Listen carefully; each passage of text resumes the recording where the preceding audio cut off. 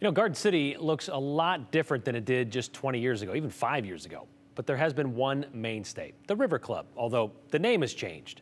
And now the club itself might look a lot different within the next decade. Garden City City Council, that is currently considering a development that would drastically overhaul the golf course and the area surrounding it. Abby Davis joins us now. And Abby, they've been sitting on this plan for a while. So what's the timeline look like today?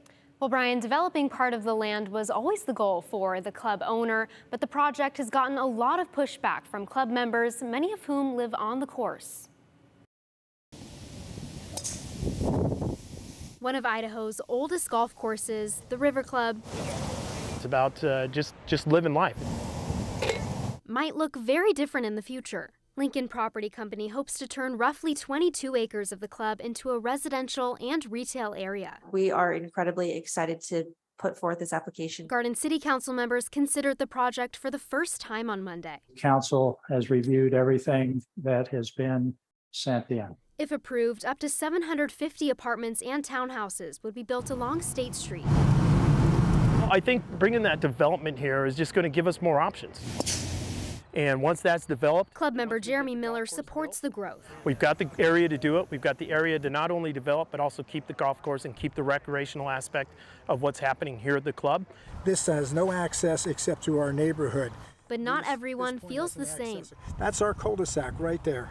I've been a member of the club for 32 years with my family. John Livingston lives on the golf course. It's right over there, and there'll be a 60-foot building. And just steps away from where some of the housing would stand. The main concern is density. Among other things. We are concerned about our quality of life. We're concerned about issues of schools and busing for children. We're concerned about issues of just being able to have access ourselves to this open space.